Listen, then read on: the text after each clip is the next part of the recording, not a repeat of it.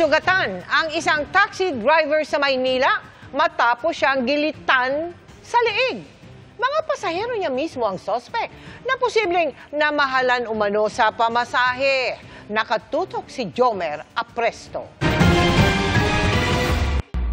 Sugatan ng taxi driver na yan matapos laslasin ang kanyang leeg sa Ayala Boulevard sa Ermita, Maynila noong hapon ng November 3, 2025. Isa sa 3 pasahero ng biktima ang naglaslas sa kanya. Ayon sa pulisya, mula Pasay City, sumakay ang mga sospek at magpapahatid sana sa Santa Mesa, Maynila. Pero habang bumabiyahe, bigla raw nagtalo-talo ang mga sospek. Nagpahinto umano sila saglit sa may Ayala Boulevard at nagsabing kailangan lang umihin ang isa sa kanila. Dito na raw naganap ang krimen. Narinig niya na lang na sumigaw yung isa na kanain mo na yan. Saka siya ginilitan. It so happen na nagpambuno sila. Naihinto yung sasakyan, nakatakbo yung dalawa, naiwan sa loob yung isa.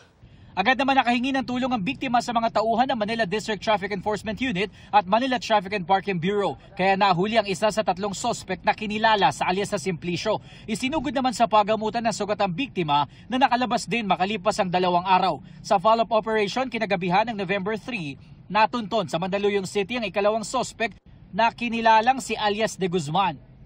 Itinuro naman ni alias de Guzman ang kinaroroonan ng ikatlong sospek na si alias Jerusalem na natunton sa Quezon City noong hating gabi ng November 4. Pero hindi na na-recover sa kanila ang murder weapon na ayon sa mga pulis, posibleng chisel o paet. Ang nakikitang motibo sa krimen ng pulisya, posibleng namahala ng mga sospek sa kanilang pamasahe. According sa mga sospek natin, nagtaka sila kasi tumataas yung metro. Pero according naman sa biktima, parang wala lang pamasahe yata yung 3.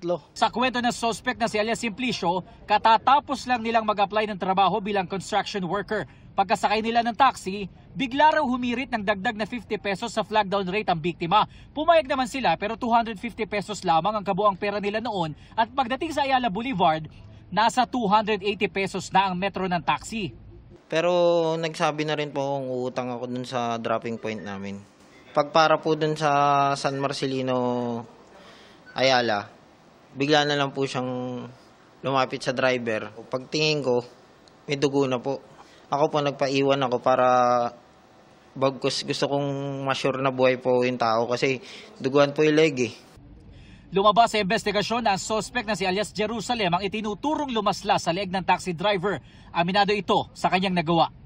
After po nung sabi nga ihinga po ako, tapos yun, bigla na po gumalaw po yung katawan ko po, yung kamay ko po, na-slash ko na lang po. Napagtanto ko po na ba't umihawak ng nakakutsili. Pero overpatig siguro po, tapos hutom po. Habang ang suspect na si alias de Guzman, wala raw talaga sanang planong tumakas.